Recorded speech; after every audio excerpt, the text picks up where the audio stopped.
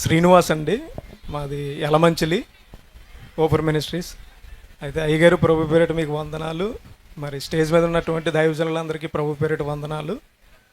అయ్యగారు, నేను ఒక వ్యక్తితో మామూలుగా సువార్త చెప్పినప్పుడు వచ్చినటువంటి ప్రశ్న ఏంటంటే, సనాతన ధర్మం అనేది వేల సంవత్సరాల క్రితం నుంచి ఉన్నది కదా, మన భారతదేశంలో ఉన్న దేవుళ్ళని కాకుండా, అంటే నువ్వు ఎందుకు యేసుక్రీస్తుని నమ్ముకున్నావు, మన భారతదేశంలో చాలామంది దేవుళ్ళు ఉన్నారు కదా, వారిని నమ్ముకోవచ్చు కదా అని ఒక ప్రశ్న లేవనెత్తారండి. అంటే దేవుడు అనేవాడు ఒక్కడే ఉంటాడు కదా, కులానికి ఒక దేవుడు, మతానికి ఒక దేవుడు, దేశానికి ఒక దేవుడు ఉండడు కదా అని నేను ఆ బ్రదర్కి ప్రశ్న వేసాను అయ్యారు. తర్వాత ఇంకొకటి ఏంటంటే, పరాయి దేశాల్లోని మన దేశంలో దేవుళ్ళు అనబడుతున్న వ్యక్తుల్ని మనం పరిచయం చేస్తున్నాం. అక్కడున్న దేవుడి గురించి చెప్తే పరాయి దేశం అంటున్నారు కదా, మరి అది ఏ విధంగా రైట్ అని నేను అడిగినప్పుడు ఆ వ్యక్తి ఏమంటున్నాడంటే, ఒకప్పుడు సనాతన ధర్మం నుంచి వాళ్ళందరూ తప్పిపోయారు, మరలా వారిని సనాతన ధర్మం వైపు మేము ఆకర్షిస్తున్నామని ఆ వ్యక్తి చెప్తున్నాడు. అయ్యారు, అసలు ఆదిలో ఉన్న ధర్మాన్ని వీళ్ళు తప్పిపోయారా, లేదంటే వీళ్ళే ఆ ధర్మాన్ని విడిచిపెట్టారని? ఆదిలో ఉన్న అసలు సిసలైన సనాతన ధర్మమే క్రైస్తవ ధర్మము. అందులోంచి వీళ్ళు తప్పిపోయి తలా ఓ ధర్మాన్ని పెట్టుకొని మా ధర్మం కోట్లెళ్ళబట్టుందని అబద్ధాలు, పచ్చి అబద్ధాలు ప్రచారం చేస్తున్నారు.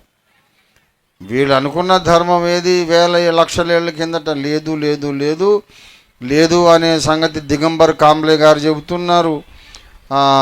అనిల్ కుమార్ గారు, జాన్ కొయ్యా గారు వాళ్ళు చెబుతున్నారు.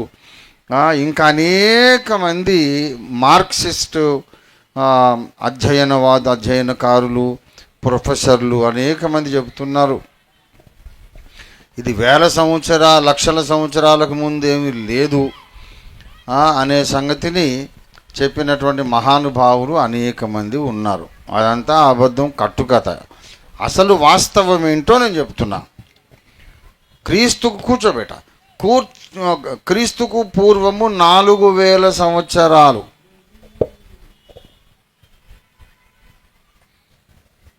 క్రీస్తుకు పూర్వం 4000 సంవత్సరాల క్రితం దేవుడు ఆదామును సృష్టించాడు. ఆ తర్వాత ఆదాము హవ్వలు పాపము చేసి దేవునికి దూరమై బయటకు వచ్చినాక ఆదాము ఒక 1000 ఏళ్ళు బ్రతికాడు. ఆదాము మరణించిన కొన్ని దినాలకే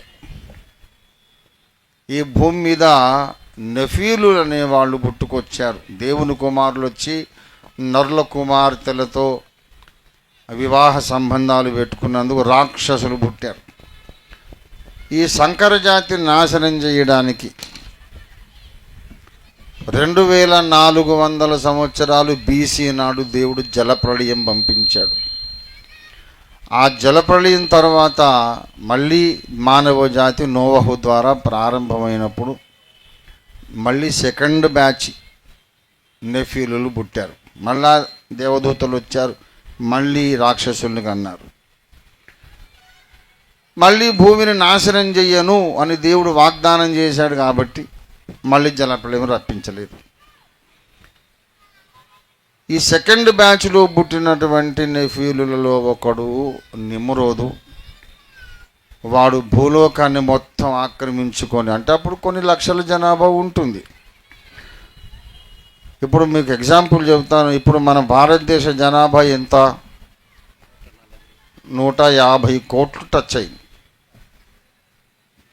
కానీ స్వాతంత్రోద్యమం జరుగుతున్నప్పుడు 75 ఏళ్ల కిందట 30 కోట్లు. మహాత్మా గాంధీ గారు, నెహ్రూ గారు వాళ్ళు ఉన్న ఆ రోజుల్లో మన దేశ జనాభా ఓన్లీ 30 crores. ఇప్పుడు 5 రెట్లు అయిపోయింది. ఈ లెక్కన ఈ 70 ఏళ్లలో 30 కోట్ల 150 కోట్లు అయిందంటే ఇంకా వెనక్కి వెళ్ళిపోయి చూడండి. మొత్తం ప్రపంచ జనాభా కొన్ని లక్షలు ఉంటుంది అప్పట్లో.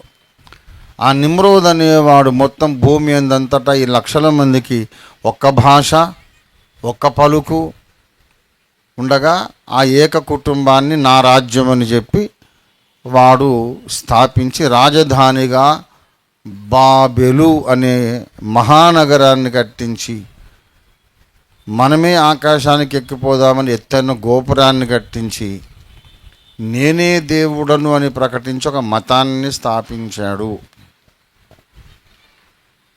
తరువాత దేవుడు దిగొచ్చి ఈ మతం కొనసాగితే నా ముందు రెండే దారులు ఉన్నాయి. మానవ జాతిని మొత్తాన్ని భస్మం చేసి ఒక కొత్త మట్టి ముద్దతో కొత్త ఆదాముని చేసి కొత్త హవ్వను చేసి మళ్ళా చరిత్ర అంతా మొదలుపెట్టాలి. అదొక మార్గం, నేను చేయగలను ఈజీగా అనుకున్నాడు దేవుడు. కానీ అప్పుడు దేవుడు అబద్ధికుడు అయిపోతాడు. ఉన్న మానవ జాతిని నాశనం చేసి కొత్త మట్టి ముద్దను తీసుకుంటే ఆది కాండంలో ఏదైనా తోటలో చెప్పాడు, స్త్రీ గర్భాన రక్షకుడు పుడతాడు. కాలం సంపూర్ణమైనప్పుడు ఆయన పుట్టాలి కదా. స్త్రీ గర్భాన రక్షకుడిని పుట్టిస్తానని చెప్పి ఆ కాలం రాకముందే జాతినే నాశనం చేస్తే దేవుని మాట అబద్ధమైపోతుంది. కాలము సంపూర్ణమై రక్షకుడు వచ్చే రోజు వచ్చేదాకా, రక్షకుడు అవతరించే రోజు వచ్చేదాకా మానవ జాతి అయితే కొనసాగాలి. ఈ అబద్ధపు మతం అయితే చెల్లాచెదురైపోవాలి. ఒక్కటే మార్గం ఏంటంటే ఒకళ్ళ భాష ఒకళ్ళకి అర్థం కాకుండా దేవుడు చేశాడు. ఇది క్రీస్తుకు పూర్వం 2200 ఏళ్ల నాడు దాదాపుగా జరిగింది. కొంచెం డేట్ అటు ఇటుగా ఉండొచ్చు. అక్కడ బాబెలు గోపురం దగ్గర నుండి మహాదేవుడైన యెహోవా దేవుడు సృష్టికర్త వచ్చి జనాలకు ఒక్క భాష ఉన్న జనాలకు ఒకడి భాషోడికి అర్థం కాకుండా అనేక భాషలుగా కన్ఫ్యూషన్ తికమక సృష్టించి వాళ్ళు భూలోకమంతా చెల్లాచెదురైపోయేటట్టు చేశాడు. తర్వాత ఏకఖండంగా ఉన్న భూమిని ఖండాలుగా దేవుడే విభజించి ఇప్పుడున్న ప్రపంచం ఇలా తయారు చేశాడు. ఎందుకంటే కాలం సంపూర్ణమయ్యేదాకా మానవ జాతి ఉండాలి. ఇప్పుడు వీళ్ళు రాసుకున్న పురాణాలు కానీ వేదాలు కానీ వీళ్ళు చెప్పుకున్న కృతయుగం కానీ త్రేతాయుగం కానీ ద్వాపరయుగం కానీ ఏ యుగం కానీ మన్వంతరాలు ఏదైనా సరే ఈ బాబెలు గోపురం తర్వాతి కథలే కానీ అంతకు ముందటివి కాదు. చెప్పుకోవడానికి అవకాశం లేదు. బాబెలు గోపురం దగ్గర మానవ జాతి అందరూ ఎన్ని లక్షల మంది ఉన్నారో వాళ్ళు ఒకటే భాష మాట్లాడుతున్నారు, ఏక కుటుంబంగా ఉన్నారు. అప్పుడు వీళ్ళు చెప్పుకున్న మతాలు ఎక్కడున్నాయి? నిమ్రోదు మతమే ఉంది. ఆ నిమ్రోదు కట్టినటువంటి ఆ మతము ఆ రాజ్యానికి కేంద్రం బాబెలు నగరం. ఈ రోజు కూడా 2024 సంవత్సరం డిసెంబర్లో ఇప్పుడు కూడా విమానం వేసుకొని మనం ఇరాక్కి వెళ్తే అక్కడ మనము ఆనాడు కట్టిన బాబెలు నగరాన్ని ఇప్పుడు చూడవచ్చు. బాగ్దాద్ మ్యూజియంలో అప్పుడు నిమ్రోదు మహారాజు యొక్క రాజశాసనాలు ఉన్నాయి. నేను చెప్పిన తారీఖులకు సరిపోతాయి రేడియో కార్బన్ డేటింగ్. కనుక ఎవరు ఏ పురాణాలు రాసినా అతిశయోక్తులతో కోట్ల ఏళ్ల కిందటని అబద్ధాలు రాశారు తప్ప మనకున్న పురాతత్వ శాస్త్ర నిరూపణలను బట్టి మనకు క్రీస్తుకు పూర్వం 2,500-3,000 ఏండ్ల కంటే వెనకటి చరిత్ర లేదు, నగరాలు లేవు, కోటలు లేవు, రాజశాసనాలు లేవు, నాణ్యాలు లేవు, ఏమీ లేవు. ఏదైనా after the tower of Babel. కాబట్టి అసలైనటువంటి సనాతన ధర్మం ఏంటి? ఆదాము హవ్వలు పాపం చేసిన తర్వాత దేవుడు చెప్పాడు, పురుష ప్రమేయము లేకుండా స్త్రీ గర్భాన రక్షకుడు పుడతాడు, ఈ ఆది సర్పంగాని తలకాయ చితగొడతాడు, రక్షకుడు అవుతాడని దేవుడు ఏదెను తోటలో చెప్పింది సనాతన ధర్మం. బాబెలు గోపురం తర్వాత చెదిరిపోయి ఆ సనాతన ధర్మాన్ని మర్చిపోయి తలకొక్క మతాన్ని స్థాపించుకొని మేమే ముందున్నామని చెప్పాడు. అంటే వీడెట్ట ముందుంటాడు? బాబెలు గోపురం కంటే ముందేమో సువార్త దేవుడు చెప్పాడు, కన్య గర్భాన రక్షకుడు పుడతాడని ఆయన అప్పుడు చెప్తే, బాబెలు తర్వాత పుట్టి వీడెలాగా సనాతనం అవుతాడు? మా నాయనమ్మ పెళ్ళి నేనే చేశాను అన్నట్టుంది. కాబట్టి ఇదంతా ఒట్టి వ్యర్థ ప్రేలాపన.